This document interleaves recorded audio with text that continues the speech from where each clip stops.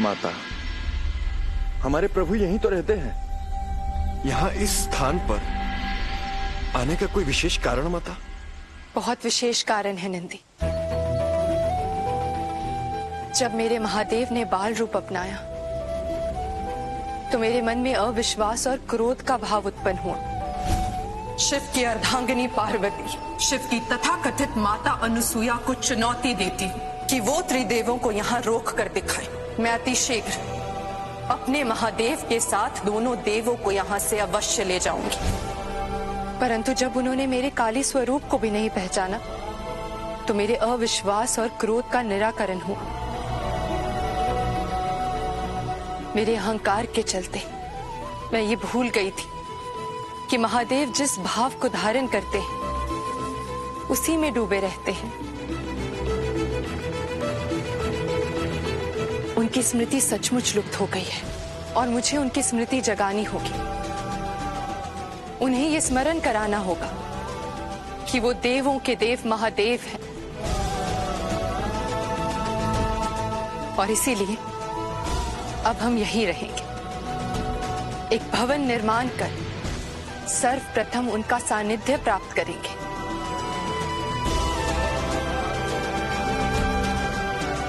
उनके बाल मन के अनुरूप मैंने स्वयं को बदला है नंदी,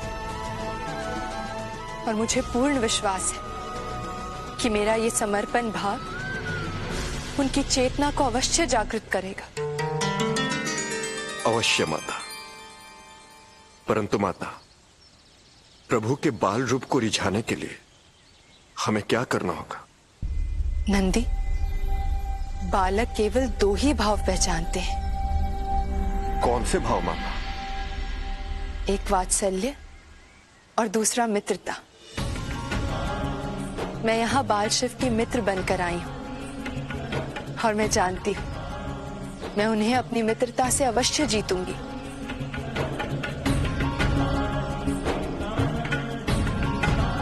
माता,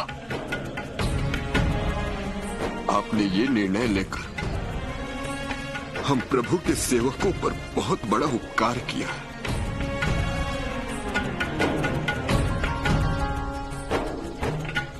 परंतु माता, भवन का निर्माण करेगा कौन?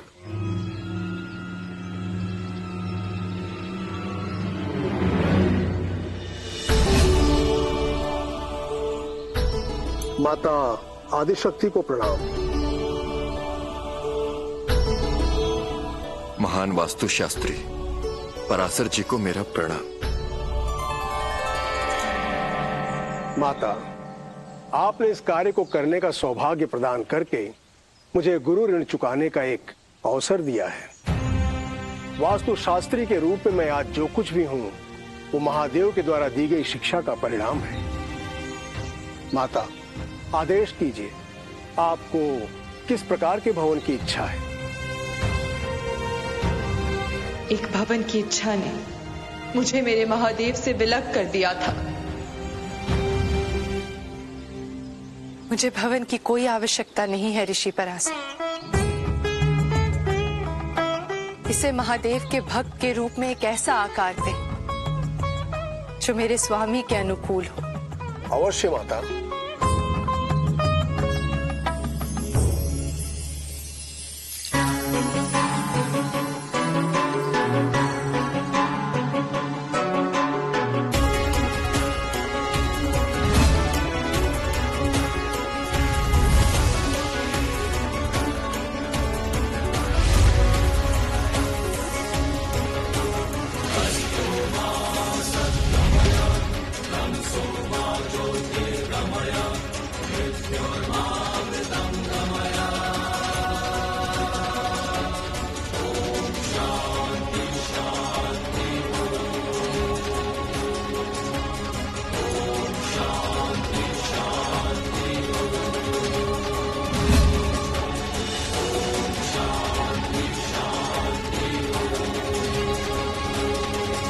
माता, भवन का निर्माण तो हो गया, आगे क्या आदेश है? महासती अनुसुईया से क्रोध में आकर मैंने बहुत कुछ कहा था। आज सर्वप्रथम एक पड़ोसी होने के नाते मैं उनसे क्षमा मांगूंगी।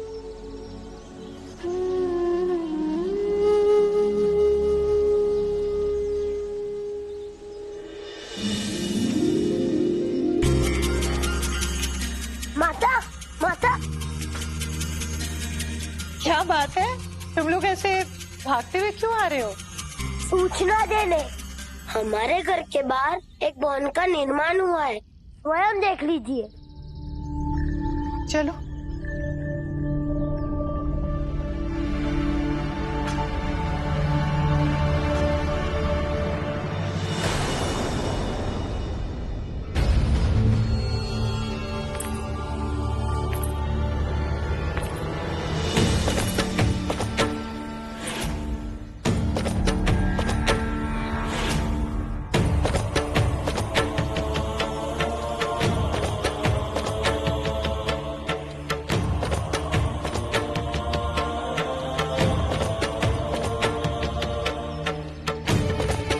यहाँ आकर इनके रहने का उद्देश्य क्या हो सकता है? मुझे अपने शिव को दूर रखना होगा इनसे।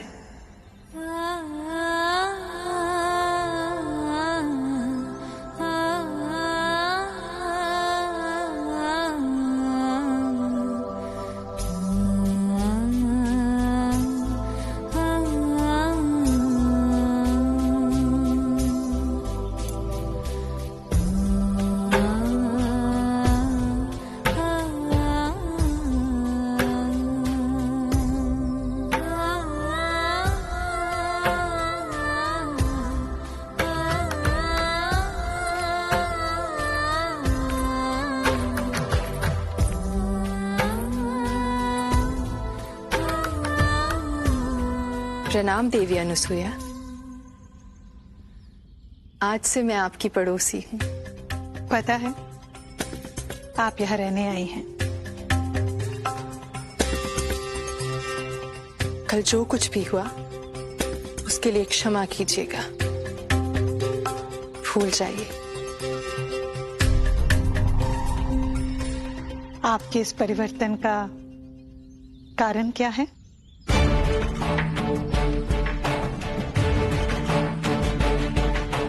आपके बाल शिव ने कहा था, एक बार हमारे घर आइए, आपको शांति का अनुभव होगा।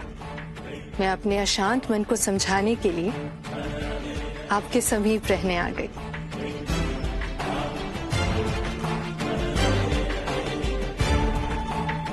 आशा करती हूँ ये आपको स्वीकार्य होगा। अवश्य देवी,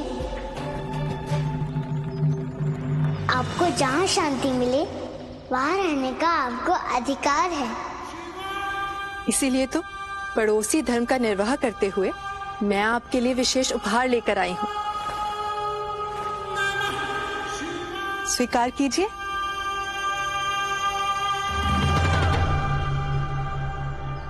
लड्डू। इसकी क्या आवश्यकता थी देवी पार्वती?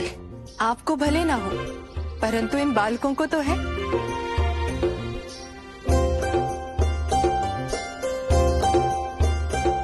और फिर पड़ोसी का पड़ोसी से संबंध बनाने के लिए यही तो माध्यम है, आदान प्रदान। बालकों, ये लो, लड्डू लो।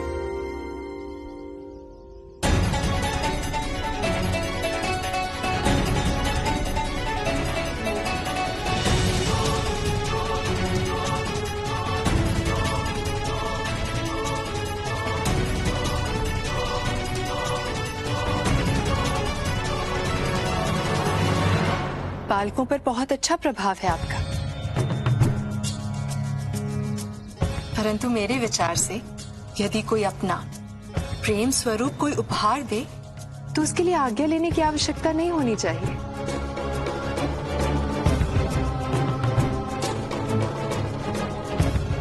माँ,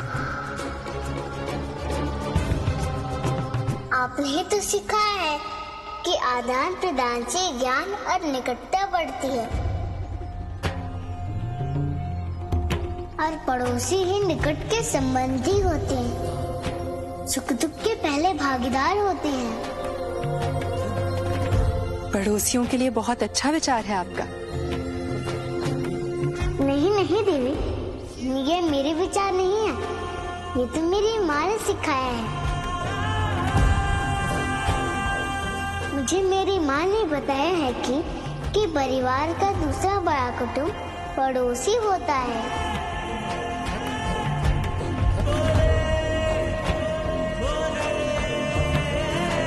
मैंने सत्य कहा ना माँ? हाँ शिव, बिल्कुल सत्य कहा। इसीलिए हमें पड़ोसियों का सम्मान करना चाहिए। तो क्या उस सम्मान में बालकों को मेरे हाथों उपहार लेने की अनुमति देंगी आप?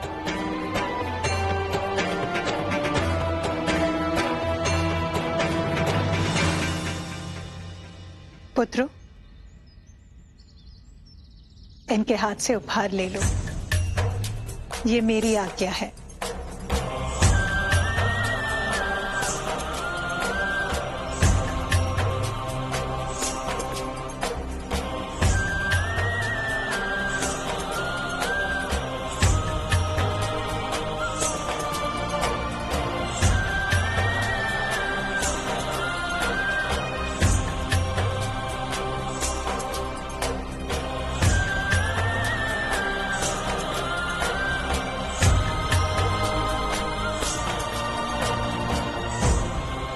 और ये उपहार विशेषकर आपके लिए। ये गेंद? माँ, आज हम इस गेंद से खेलेंगे। चलिए मेरे घर चलिए, हम सब साथ में खेलेंगे। परंतु आपके घर जाने के लिए तो मुझे अपनी माँ से आज्ञा लेनी होगी।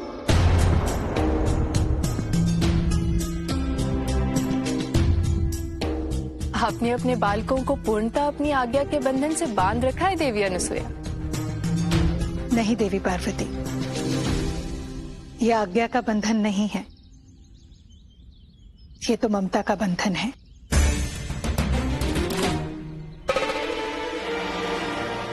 एक ऐसा बंधन कि कोई भी मेरे पुत्र को प्रलोभन देकर प्रभावित नहीं कर सकता।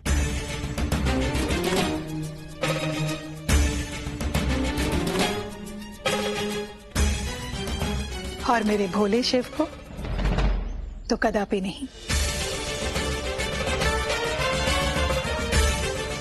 हाँ देवी, मैं अपनी माँ की आज्ञा के बिना कोई कार्य नहीं करता।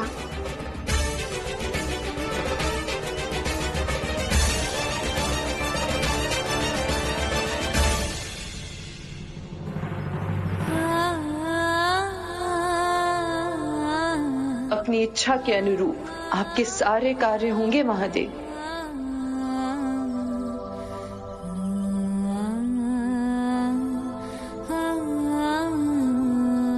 अन्यथा ना ले, ये फिर कभी आपके घर आ जाएंगे। सामने ही तो है, अभी अभ्यास का समय है। वैसे आप कितने दिनों के लिए रहने आई हैं? दिन निश्चित नहीं है, केवल उद्देश्य निश्चित है। उद्देश्य अपने महादेव को पुनः प्राप्त करने का, प्रेम और भक्ति से। कहीं आप शिव भक्ति मोह में मुझे भटका तो नहीं रहे? इस अंधक को रोकना अनिवार्य है। उत्तर दीजिए। एक उपाय है जिससे बिना देवासुर संग्राम के तुम स्वर्ग और अमृत कोश दोनों पर आधिपत्य पा सकते हो। कूटनीति का उपयोग करो। और क्या कहती है आपकी कूटनीति? तुम्हें गुप्त रूप से छल छद्म के द्वारा अमृत कोश को अपने अधिकार में लेना चाहिए। देवताओं को शक्तिहीन बना देना चाहिए, तदुपरांत ही स्वर्ग पर आक्रमण करना चाहिए।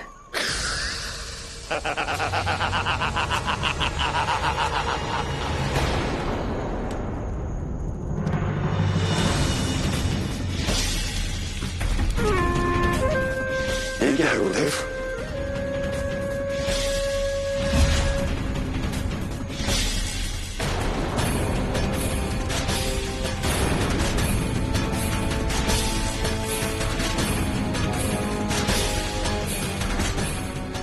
किसे ढूंढ रहे हो? क्या है ये गुरुदेव? माया। माया का प्रयोग करो अंधक। इसकी छद्म शक्ति बहुत उपयोगी है। तुम्हारे लिए यह कार्य मायासुर करेगा।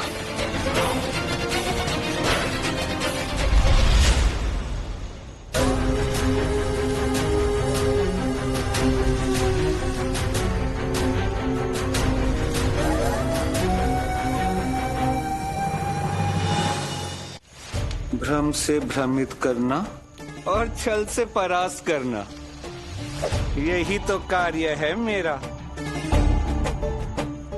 किसी की भी काया धारण कर सकता हूं मैं, किसी की भी।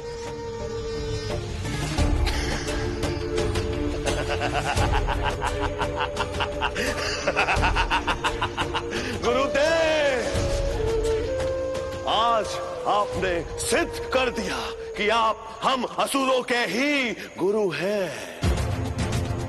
जाओ जाओ और जाकर अमृत कोश पर नियंत्रण का कोई सूत्र लेकर आओ।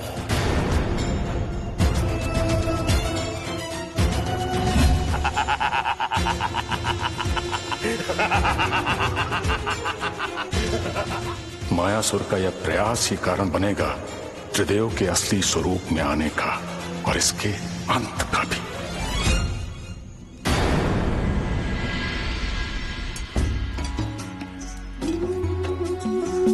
नंदी, नंदी। जी माता। क्या सोच रहे हो? सोच रहा हूँ माता अन्नपूर्णा का इतने भाव से बनाया हुआ भोजन मेरे प्रभु ग्रहण कैसे करेंगे। जब स्वाद की अनुभूति होगी तभी तो प्रभु की स्मृति वापस लौटेगी, है ना माता? माता, मैंने उन्हें बाहर खेलते हुए देखा है। उन्हें बुलाकर लाऊं क्या? नहीं नंदी, उन्हें बुलाने की कोई आवश्यकता नहीं है। मेरे भोजन की सुगंध उन्हें यहाँ खींच लाएगी, ये मेरा दृढ़ विश्वास है। तो क्या भोजन की सुगंध से प्रभु की स्मृति वापस लौट सकती है माता? हाँ नंदी, यदि किसी की स्मृति अतीत और वर्तमान के मध्य कहीं रुकी हो तो वो स्मृति किसी भी वस्तु या किसी भी घटना से किसी भी दिशा में परिवर्तित हो सकती है। और प्रबल संभावना है कि मेरे भोजन की सुगंध का प्रभाव उनकी स्मृति पर पड़ जाए और स्मृति वापस लौटे, है ना माता? हाँ नंदी, बस हमें प्रयास करते रहना है। प्रयास में कोई कमी नहीं होगी माता। मेरा अंतर्मन तो ये कह रहा है कि आपके भोजन के सुगंध और स्वाद से प्रभु की स्मृति अवश्य वापस लौटेगी माता। ऐसा ही होगा नंदी।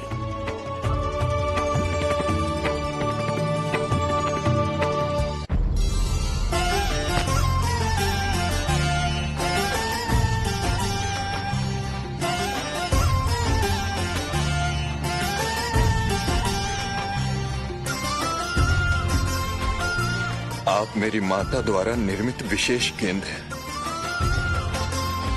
कोई ऐसा चमत्कार दिखाइए कि ये मूड मेरे प्रभु से दूर हो जाए,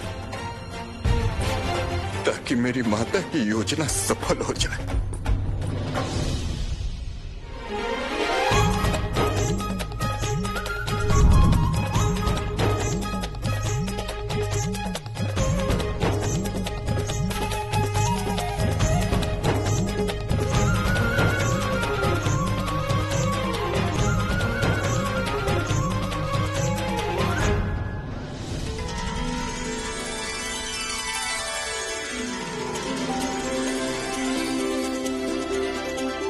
भोजन की इतनी अच्छी सुगंध कहाँ से आई है?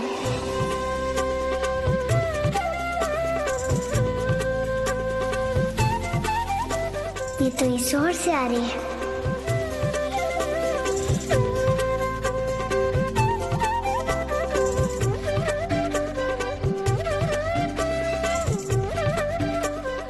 अभी जाकर माता को सूचना देता हूँ कि आपका विश्वास सत्य निकला माता।